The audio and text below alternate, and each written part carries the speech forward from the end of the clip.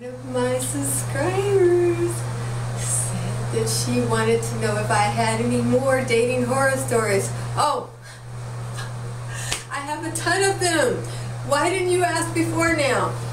I started with dating horror story number 1. That's the only one I ever put up. But I said number 1 because there are many more to share. And again, the purpose of me sharing these stories is so that women are encouraged that you can get dates. Okay, they might not be fabulous, but enjoy the journey. At least you get to dress up and go out with somebody who thinks you're hot or thinks you're worth taking out, whatever, I don't know. But look at the positives. Dating horror story number 2 is a doozy. Oh, this one is a doozy. I thought I had met the one. Handsome, intelligent, tall, dark, you know, just fabulous. The only kind of constraints was that he was over 30, never been married, no children. You're like, oh, those sounds like pluses. I'm kind of thinking, why is it taking so long for somebody to get you? And I found out. When he took me out on our date, that should have been a sign. We went on a date, went to the comedy club. It was a really nice place. So I was kind of impressed that he didn't go cheap. We went to, one of the famous comedians has a comedy club. We went to his comedy club and we got dinner and we also got to see the comedy show. So I was pretty impressed. You know, my little broke behind, I was like, ooh, we're balling up in here. So, and that I was also impressed because he's in the military, so I know he doesn't have a whole lot of money, and that place to me was kind of expensive. So, but while we were there, I was drinking sodas because we're early in our dating process and I want to concentrate on you. I don't want the alcohol affecting my opinion of you. I want to look at you, see everything you're doing, be able to recall it in case I want to do one of these dating horror story videos. Anyway, that went well. We proceeded on. He was really nice to me. At one point he took me shopping, got some things for my house he said I needed, and all that. Really, I mean, I was impressed. And then right after I let my guard down, as soon as I let my guard down, because it was a long time before I even let him in my house, because I'm like, I don't know you, you could be a, you know, military psycho, you know. I don't know what they do to people in the military and you're not coming up in here, you know, whatever. So as soon as I let my guard down, he called me up and he said, okay, we're going out. And then he's calling me before the date and he's like, okay, I'm going to be over there about 15 minutes, going to go see my mama first. And I'm like, okay, great. So 15 minutes passes, half an hour passes, an hour and a half passes, and where's my man? In any event, eventually I called him and he's like, oh, my mama wanted to go to Vegas, so I'm not going to be able to make it. And I thought to myself, wow, how did I miss that he was taking his mama to Vegas? I mean, that's a big deal. I'm like, whoa, I must have just been not hearing things correctly.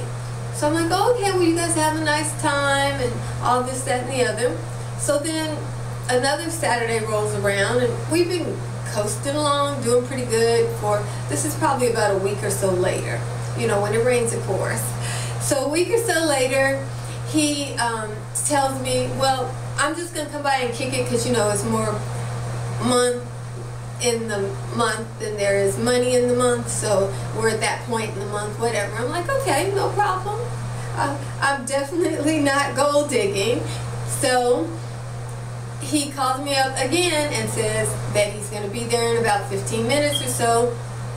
But he wants to drop by his mom's house first. And I'm like, okay. So he's dropping some stuff off to his mom.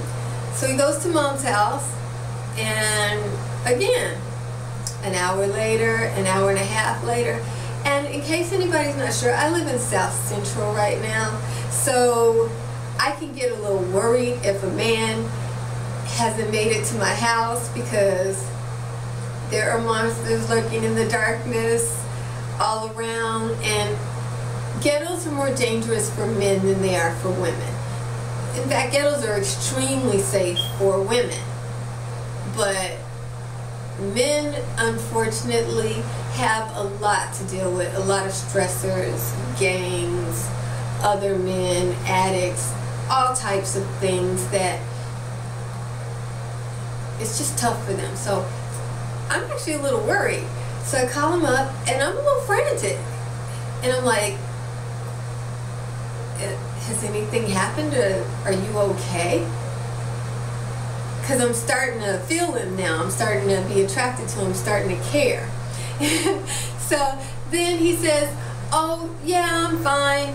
But my mother decided she wanted to go out to the club tonight. And so we're going to just have to post our little situation off to another time.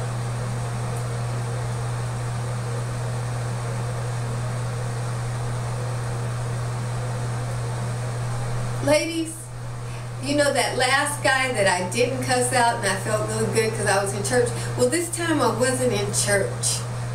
I wish I had been in church, because I started throwing ghetto F-bombs and H-bombs and making up new profane words, all which amounted to saying, excuse me, your mother is going to determine whether we go out or not by whether she wants to go out or not. I have no problem with your mom going out on Saturday night. I have no, he was babysitting.